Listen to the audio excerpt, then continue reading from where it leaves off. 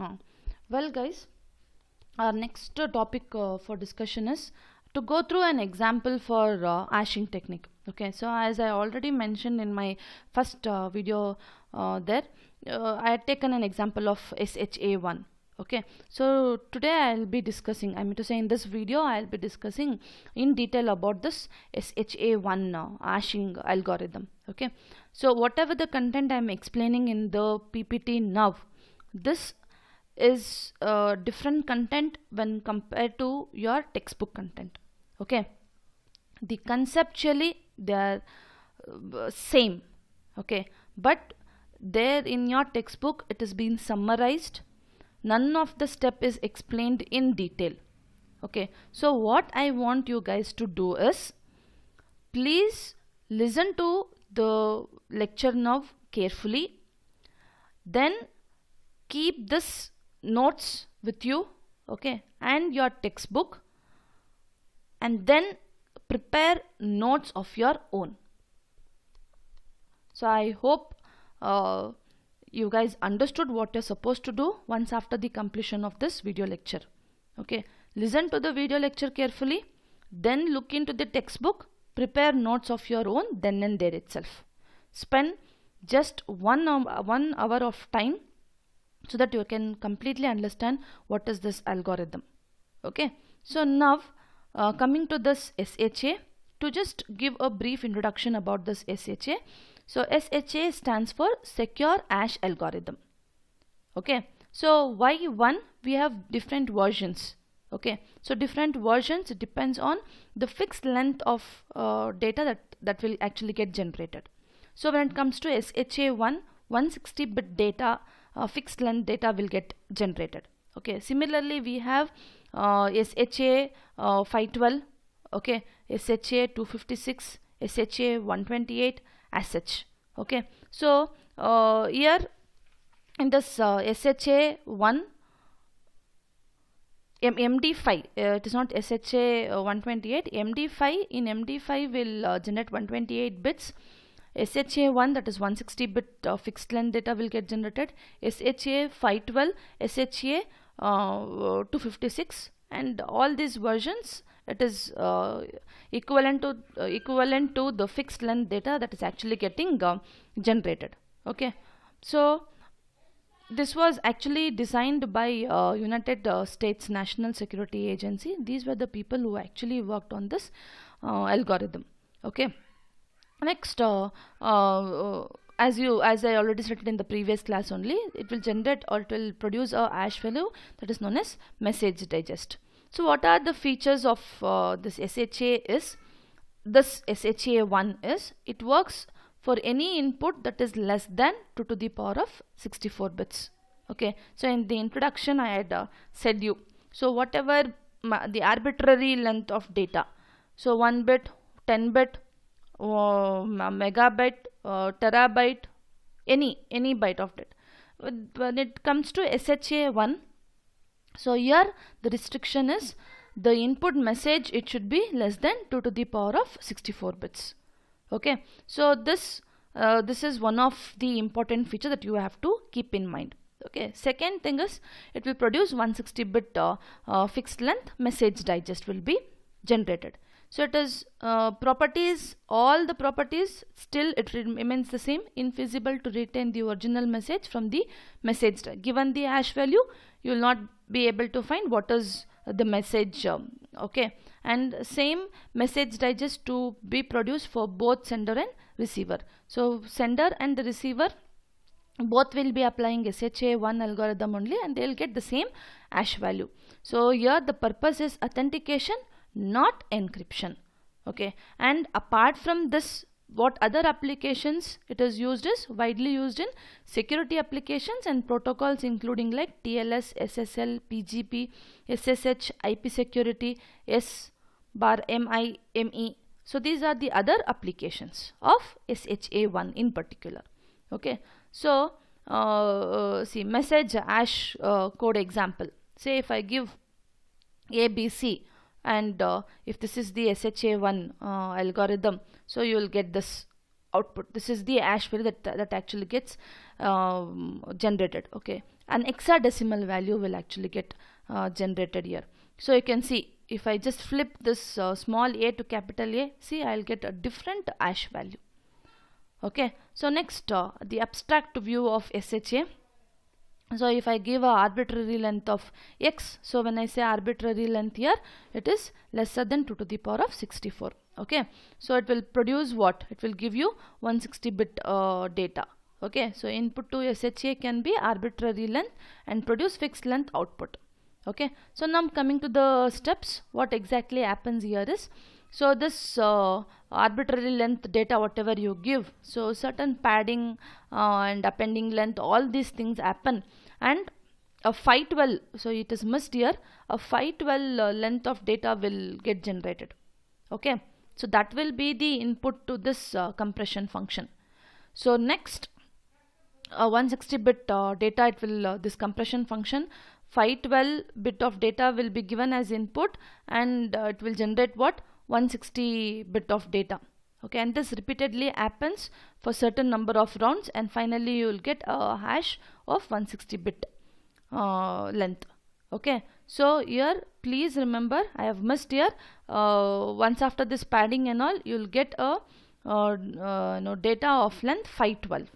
Okay, so what are the steps that I'll actually be performing here is append padding bits, append length, initialize hash buffer, SHA processing, and finally you can find the output. So coming to the first step, append padding bits. Okay, so in this append padding bits, say suppose if I am given with a message like ABC.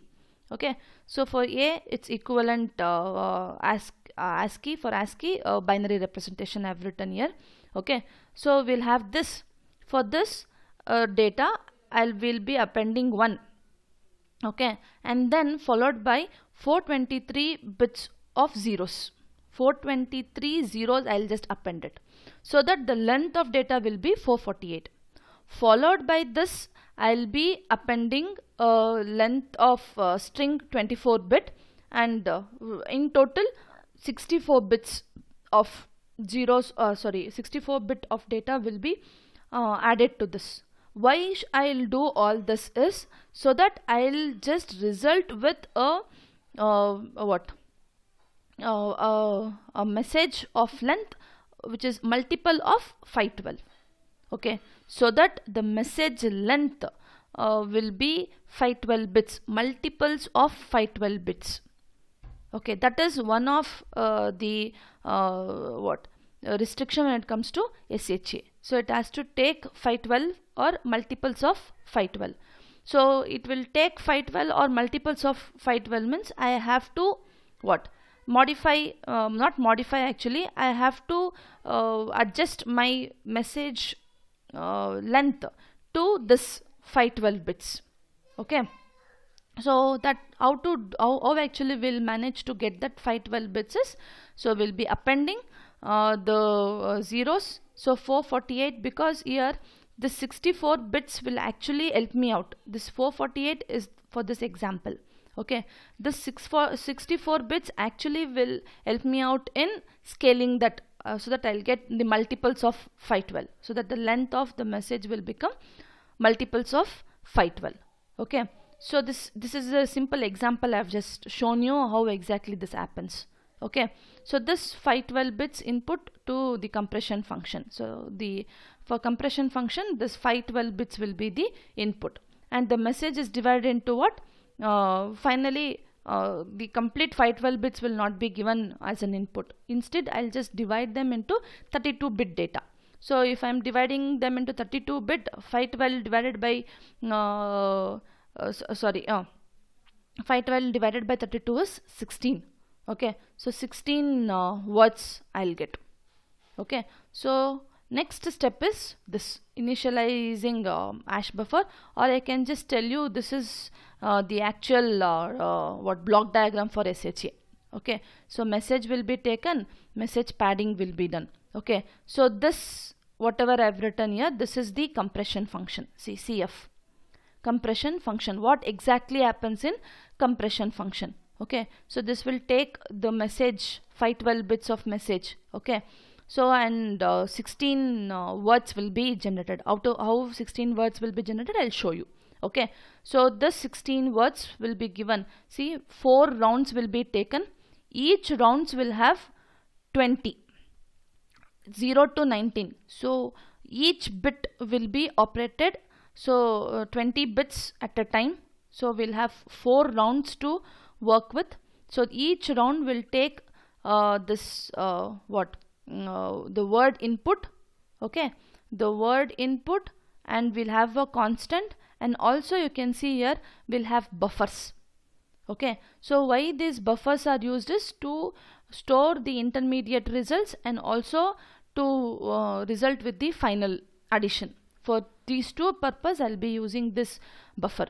Okay, so here we have 5 buffers, A, B, C, D, E. So in your textbook they have used as S1, S2, S3, S4, S5.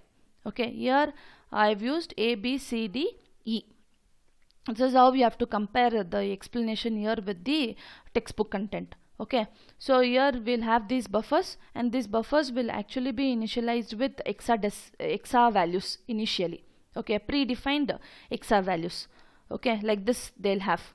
Okay, that will be given as input to round 1, and the output of round 1 will be given as input to round 2. Okay, so like this 4 rounds will take place, and finally the output of 4th round will be taken, and for this 4th round I'll take the input of, see, this initialization, initially whatever the value will be there, with that I'll XOR the value, and then I'll get this final, and this will be given as input again back to this. So this happens until the entire message has been processed. Okay, so as I mentioned here, blocks will be taken. Okay, in your message blocks will be taken, and each block will be processed, and each block process will be given as input to the next block. So until all the message blocks are being processed, so finally when all the blocks are being done, finally you will get a 160 bit. Okay, please understand guys, your message could be say lesser than 2 to the power of 64. So say your message could be of length 2 to the power of 64. So that will be divided into blocks. Each block will be taken. In that each block 512 bits, that block of data will be scaled so that it will be managed in such a way that I'll get the number of bits which is a multiple of 512. So that one block is processed. One block is processed like this.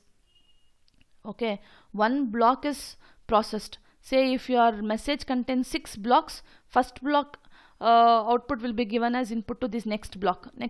So all the 6 blocks data, finally the 6th block of data output will be your 160 bit hash value. This is what actually happens when it comes to this SHA. Okay, so here what I'm explaining you is for only one block. I'm speaking about only one block of data.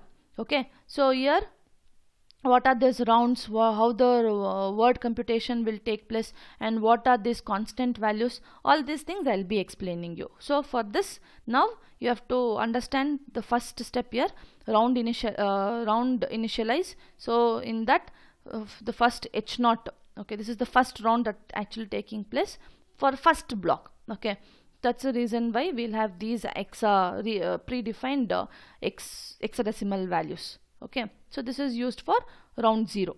I mean to say this is the input for round 0. So next you can just see word assignment. Okay, so as you all know, 512 bit of data, there I've got 16 words. Okay, so 0 to 15 is 16 words. I have no issues. But you can see here I have how many rounds? See, 4 rounds, and each round this is 0 to 19, 20 to 39, 40 to 59, 60 to 79. So how many words I'll be in need of? I'll be in need of 80 words. That is 0 to 79. I have only 16 words with me. What about the rest? W16 to W99. So for that we have a way. See, like this This is the formula what we have for computing the words. How I'll be computing? See, I have given an example. Say W16, how to generate it? W16 minus 3, 16 minus 8, 16 minus 4, 16 minus 16. So the previous words whatever I have, I'll just perform XOR operations on them and I'll get back my, I'll compute the rest of the words. Okay, so you can see W0 is 32 bit. Okay, so 32 bit data. So up to something, up to this point I'll get 32. Next 32, next 32, next 32. Okay, so all zeros are there, if I am not wrong. Okay, so I'll just make use of them, XOR them, I'll get this 16th word. Okay, so this is my 16th word. So this is how the words will get generated. So this first block, I guess you guys have understood how the words will be generated and how these words are given as input to the rounds. Okay, so next question is, what are the constants? Okay, so for K1, K2, K3, this is again this the constants are also hexadecimal values, and these are the predefined hexadecimal values. Next, coming to the process, each round it will take 32-bit word from 512-bit of block. Okay, so next the values of registers. So even the register values, hexadecimal values I have given you. Okay, and follow that by that it will take the constant. All these three will be taken. So all these three, how the process will be done? See, it is not roughly done. See, the register values will be there. Okay, so these register values will be taken, and see, the function will be performed like this. Okay, B content, B data, for example here. Okay, so this will be right shifted by 2. Are you following? Right shifted by 2 bits. Fine. And it will be AND with what? C, or with not of B and D. Okay, so this function, so finally it will be assigned to, see, the final value will be assigned. So like this, in each functions, I mean to say the W value, KT value, and these functions, all these will be performed in each round.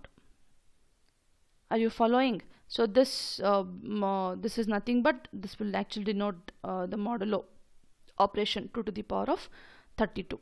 So all these things will be done, and finally these values will be stored in the register for next round. See, the output of this will be given to the next round. So that is what is happening here. See, this is what will happen. So finally the output of FT and E are added.